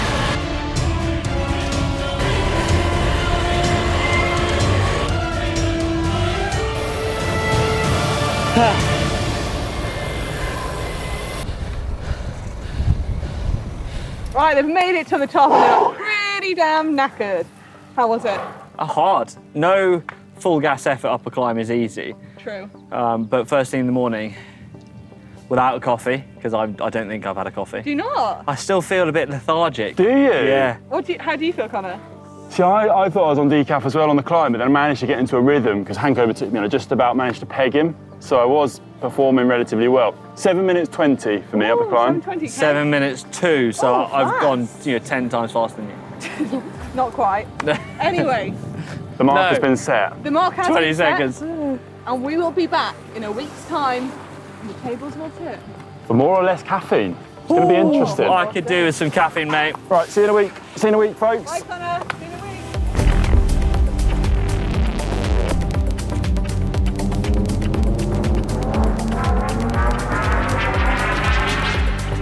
It's time for round 2. Right. Get these down you. Here we go. Get your other ones. Oh, don't fall over, man. What do you mean your other ones? Decaf? Someone's caffeinated. Oh yeah. 100%. How do you know? I know. I think I'm just too good at my coffee. I think it is caffeinated though, but we'll see. Oh, I'm freezing. I think I've got you today. Well, you do seem very sprightly this morning, which worries me. This is the boost I needed, and you're not getting the boost you need. Right, let's down this. Get to the climb. Yeah. okay, we're back for round 2. Made it to the bottom of the hill. Coffee has been drunk. Connor, how are you feeling? How do you feel compared to last week?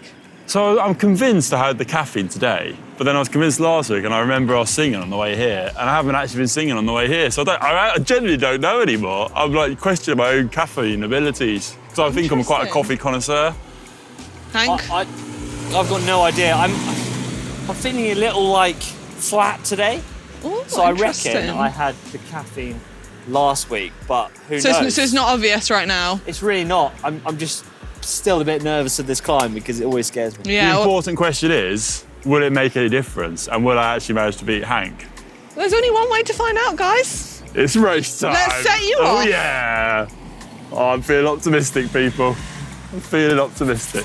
I've had Hank before and I let him come back. I let him come back because I'm a nice guy. Today, there'll be no revenge. Well, no, there will be revenge. There'll be no prisoners.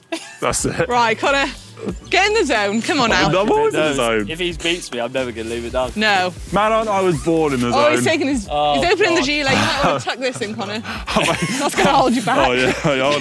Let me aero myself up. Right, let's go. In 3, 2, 1, off you go. Just about. He's playing a slightly cagier game. Come on, legs! Where are you? No cheating! Some people will definitely feel like they get a boost from caffeine immediately when they take a coffee or caffeinated gel. And I think it's fair to say that the physiology suggests that that is a placebo effect. And I think there is a strong placebo effect tied to the use of caffeine with a lot of people. We all feel better in the morning when we've had our cup of coffee. And I can vouch from experience that living with someone, my wife, who doesn't have caffeine, we have decaf and we have normal coffee in the house. Even if I have a decaf coffee, it kind of feels like it wakes me up because it's part of my morning routine. So I think the placebo effect is real. I think also, as an athlete, understanding, the nutritional inputs that really help you during an event, carbohydrate intake, fluid intake, electrolyte intake, they are massive levers that you can pull on to improve your performance. Caffeine is more of a marginal and minor gain. So although the effects are real, they are very much so tied to the placebo effect with some people as well.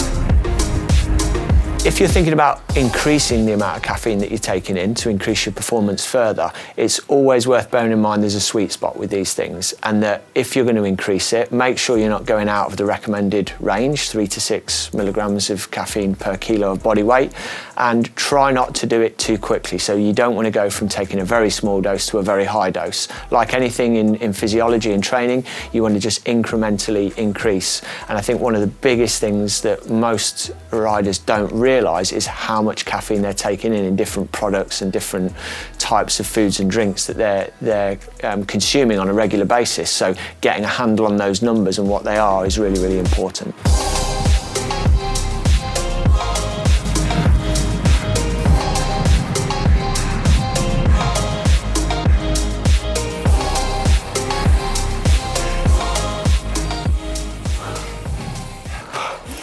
My lungs are on fire. I think that's honestly the deepest I've ever gone on GCN. I feel like I was back in a race. What have we done to ourselves, Hank? Oh, gosh. Right, guys, fair play. I can tell you've tried very hard from all the coughing and spluttering. Yeah, lungs are dead. How was it? How was the actual ride this time? And all importantly, who won at the top? So from the start, I was kind of thinking it's going to be it's going to be a rerun. Hank's going to walk away with it. But actually, halfway up, I found something within myself, and I did feel stronger. Okay. I managed to beat Hank, which I'm pretty chuffed with. I think we should mention that it was fairly tactical, just because I think the headwind played a big part. There was a big wind coming in off the top there. But in my mind, Connor, you were stronger this time. I do think I was stronger, because it was a similar scenario. You went ahead, but this time I was able to reel you back in. Okay. And what were the times comparing to last week?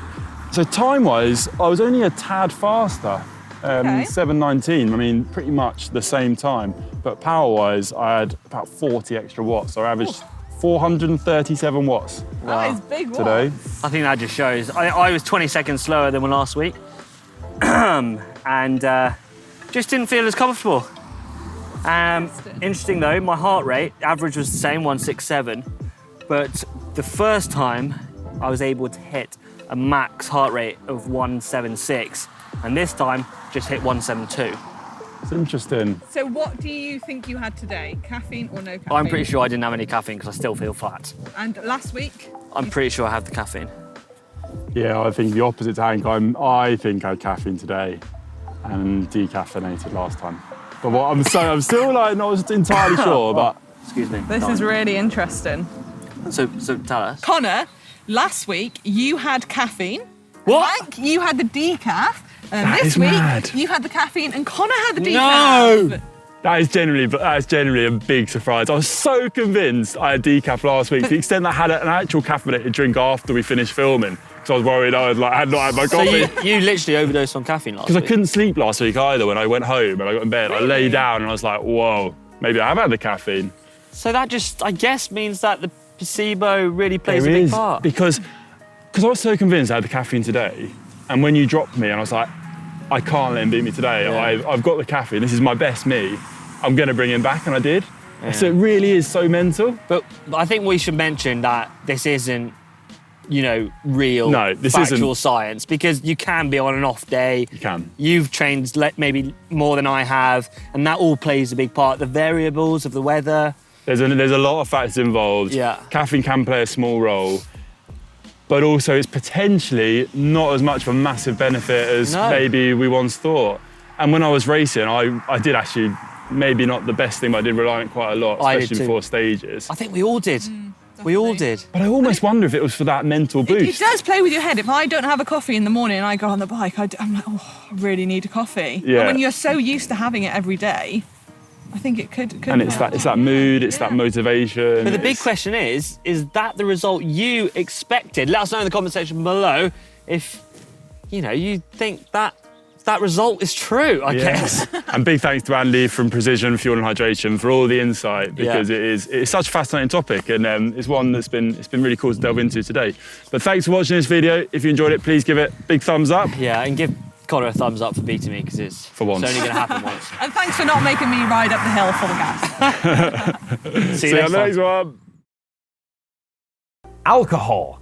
Many of us enjoy drinking it. Some of us, a bit too much. Who? Me? Athletes will often abstain from alcohol entirely in a bid to maximise their performance.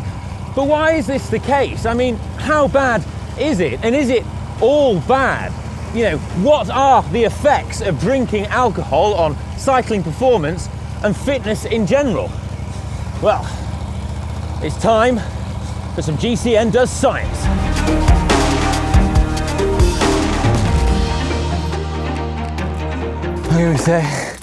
And yes, I am an absolute genius. I've finally worked out a way that I can justify drinking on the job. Taken me a while. We can assess the physiological impact of alcohol on our bodies using wearable tech. Many top athletes, including Tour de France champion Tadej Pogacar, wear a Whoop band to track how things such as alcohol affect their performance and recovery, and that is what we're going to use for our experiment. But to understand more, let's delve into the chemistry and biology of what happens when you drink booze. Alcohol, specifically ethanol, is an incredibly simple molecule with an extraordinarily complicated array of effects. And archaeological evidence suggests that human beings have been consuming alcohol as far back as 7000 BC in China, and even further back than that, as much as 200,000 BC, it's widely believed that Homo sapiens were consuming fermented fruits. And many of you enjoy a drink of alcohol, and like many of you, I enjoy a cheeky libation here and there. But we're told that if we want to be healthy, we should abstain from alcohol. So let's begin with some science. We first need to understand the chemistry and biology of what happens when you consume alcohol. Now, alcoholic drinks, such as this rather nice Rioja I'm going to enjoy in a minute, contain one very specific alcohol, ethanol, and this is its chemical structure. It's made up of carbon, hydrogen, and oxygen. You can see it has 2 carbon atoms, and this OH part of the molecule, that is the alcohol group. Now, if we remove one of those carbon atoms, we get a compound called methanol. Still an alcohol, but this one's really toxic. In fact, if you drink it, you'll go blind. That's because when your body consumes it, it breaks it down first into formaldehyde, and this then gets oxidized in your blood to formic acid, which eats away at your optic nerve. Yeah, bad news. So from here in, when I refer to alcohol, I'm talking specifically about ethanol. Now, although the alcohol we drink doesn't get broken down into formic acid and send us blind, it still gets metabolized into some pretty bad shit. Now, when you first drink it, some of it gets broken down and digested by the stomach, but the majority is digested and broken down and metabolized by the liver. And this is done mainly by an enzyme called alcohol dehydrogenase, which breaks down the ethanol and turns it into a compound called acetaldehyde. Acetaldehyde is nasty. I once accidentally caught a whiff of an open bottle of the stuff in a chemistry lab several years ago, and I had to immediately sit down to recover. It's irritant, harmful, and may cause cancer. Lovely. And when you experience a hangover, the main culprit behind the symptoms you feel is poisoning by acetaldehyde, but it does also affect the body in a number of other ways. For example, it inhibits production of testosterone, a key hormone in growth and repair. Fortunately, the body comes to the rescue and produces another enzyme called aldehyde dehydrogenase, which breaks down the nasty acetaldehyde into acetic acid, which you may more commonly know as vinegar. Acetic acid or vinegar can be excreted, it comes out in your wee, or it can be used to form fatty acids, or further broken down into carbon dioxide and water, which are gases and you breathe them out. And if I were a betting man, I'd wager that Mr. Daniel Lloyd is very good at producing aldehyde dehydrogenase. And that's the interesting thing. Our response to alcohol is all highly individual. Some people can tolerate and break down alcohol much better than others. And this depends on a whole host of factors, from your age, your sex, and your genes. Now, I'm not an elite athlete by any stretch of the imagination, but I'm still keen, like many of you, to find out how alcohol affects my body. So, it's time for some experiments. And yes, I've managed to rope in some of my fellow GCN presenters to do this as well. Now, before we can establish the effects of alcohol, we need to establish what our bodies can do when we've not had any, a baseline. So to do this, we've come to a local climb of ours near where we live, and we're going to ride it as a kind of fitness test. We're going to measure power, heart rate, and we've also weighed ourselves this morning as well. Joined by Hank and Connor, and we're at the bottom of the Col de Bannedown, one of our local favourite climbs, and we're going to ride up it as hard as we can. as a fitness? Are you feeling good, sprightly? Yeah, mate, I am feeling fresh as a daisy. Me too. Yeah, had a good night's sleep, feeling sprightly, feeling energetic. Yep, we've got power meters on, we've got the whoops on. Right, let's hit it, boys. It's a long climb, this, Hank. Don't get too hard from the start.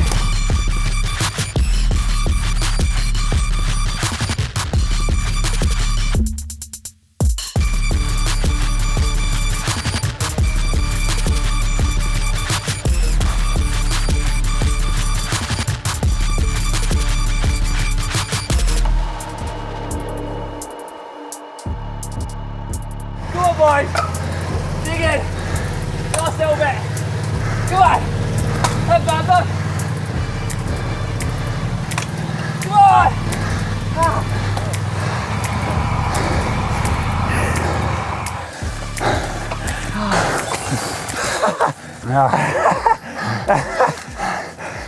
That was hard. I'm tasting blood. Mate, we were giving it. My legs are shaking. There's no way I'd have been able to go that deep if I wasn't so fresh. How do you feel? Well, I did like about 390 watts average. And that's when we were fresh. Yeah, right. So what we got to do now is rest, recover, then we're going to go on a session and come back and do that again. Right, guys, beer's on me. Let's do it. I'm on the red wine. You're on the spirits, I think. As you can see, well, we were planning on going to the pub, but a global pandemic have scuppered that and has got in the way. So we're doing the next best thing, which is having a Zoom call and socially distanced drinking. I'm on the red wine. I'm on the Belgian beers. And I've got a big kebab as well. I'm not sure the kebab was part of it, but I kind of made it part of it. I was under strict instruction that I wasn't allowed to use or drink what you guys were having. So Ollie took the wine, you took the beer, so I was left with the spirits. And once I've finished a few of those gin and tonics, I'm moving on to one of my personal favourites, which is Monkey Shoulder blended malt Scotch whiskey. Well, if you do enjoy a cheeky libation or two, then the science says that a drink or two every day is way better for your body and your health than having the same number of drinks consumed in a single binge. And this is, also backed up by my own personal Whoop data as well. If I have a glass of wine 3 or 4 hours before I go to bed, perhaps with dinner, it doesn't tend to impact my recovery. But if I have like 3+ glasses of wine, my recovery just drops off a cliff and I end up in the red. And this is because alcohol has a profound effect on the central nervous system, and my heart rate variability lowers and my resting heart rate increases. Ollie, has anyone told you how fun you are at parties? Like, I was expecting to get the drinking games out, but instead I've had quite the opposite. I've had a science lecture. I thought we'd be doing dance moves and everything. Anyway, we aren't just having one beer tonight, or gin, or wine. In the name of science, we're going to have a proper sesh, aren't we, boys? Yeah. A proper sesh. Thinking about sessions, how often do you drink at Grand Tours, Colin? Looking at the F Pro Cycling Team Whoop days from the tour, after the team won a stage, they had a drink or two in celebration. And we can see from the average resting heart rate, it goes up the next day, and the HRV goes down a disproportionate amount, which is pretty crazy, and kind of backs up my own thinking that if you have a bit too much alcohol in a long stage race, you're not doing yourself any favours. Yeah, well, the thing is alcohol affects your recovery, know that, but there's other key reasons why it's detrimental as well. So alcohol is a diuretic, which means that it makes you go to the toilet. So drinking too much can lead to dehydration, and obviously dehydration affects your recovery as well, and that's bad. Cheers, boys.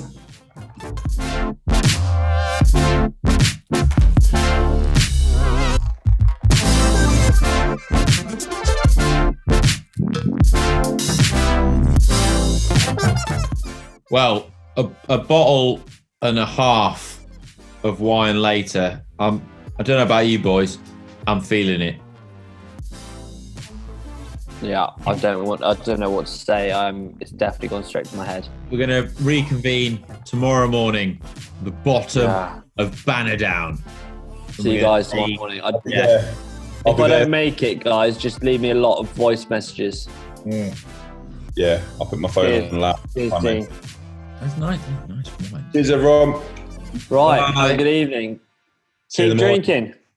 Adios. Morning.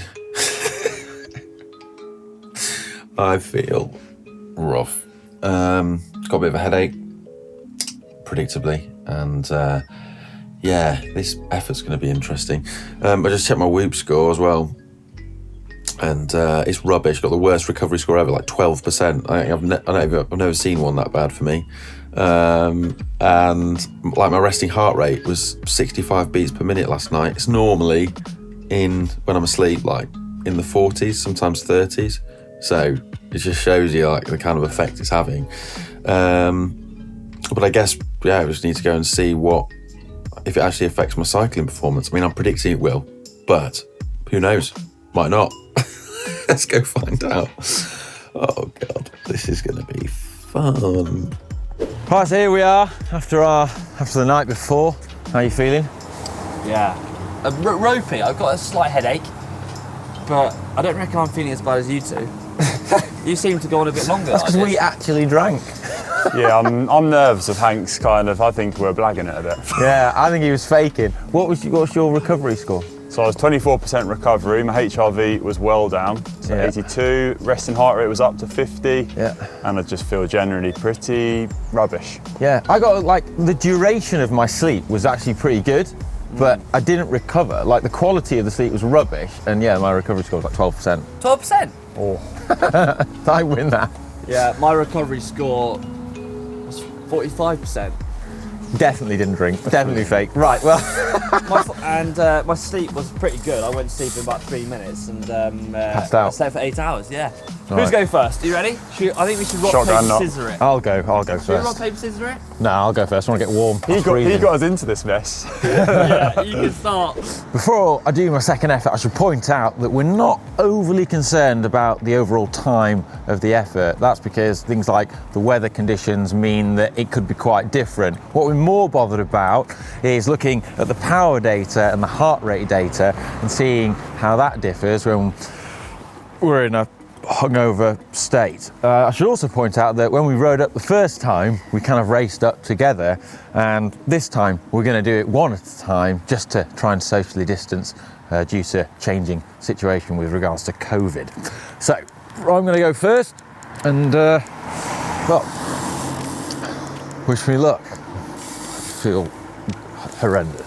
3, 2, 1.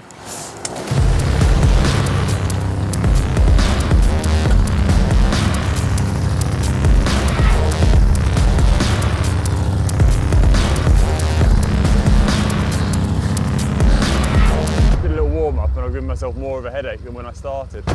3, 2, 1.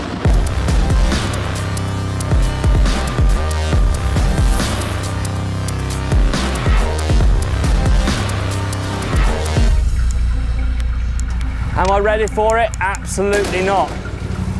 Well, here goes. Go! Off the line. Not feeling great.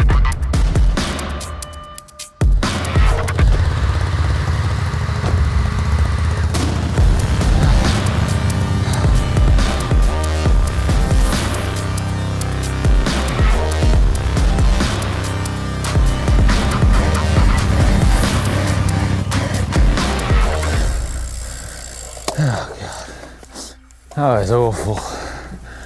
That was really awful. Try not to throw up. I'm going to say.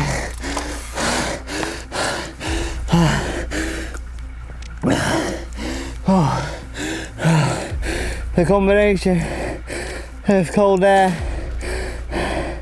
cold start, and alcohol. I would not recommend it. That's horrendous. Alright, I reckon it's time Let's get back to the boys and check out their results. Well, I don't know about you guys, but I found that utterly horrendous. I still taste blood in my mouth. It was awful. And I've got the results from my run, so I'll go first, right? I was unsurprisingly slower. 6 minutes 30 last time, an average 375 watts. This time, I was only able to average 355 watts, and I was 7 minutes and 2 seconds. So just over 30 seconds slower. Not a bad result there, has to be said. So like Ollie said before, we came up in 6 minutes 30. I averaged 380 watts. This time was slower again. Yeah, so I did it in 6 minutes and 50 seconds with an average wattage of 365. Yeah, and I'm actually the same. I was a bit slower too, but not as much as I thought I was. I actually felt okay. I mean, I say okay, I was feeling pretty rough, but I still was able to kind of put down the power in the legs, and I was functioning. So I did 6 minutes 42, 12 seconds slower. My power was 6 watts less, so I did 480 watts average. And my heart rate was 170 beats a minute average, so six beats a minute so less. Shows you should drink more often, Connor. Not too bad, that. Well, my heart rate, it's interesting you say about heart rate, my heart rate was higher on this effort. Really? Yeah. So I was about 170 beats per minute last time, and I was like 175 beats per minute this time. Yeah, I was higher as well. I maxed out at 190, an average 176, I think it was. Yeah.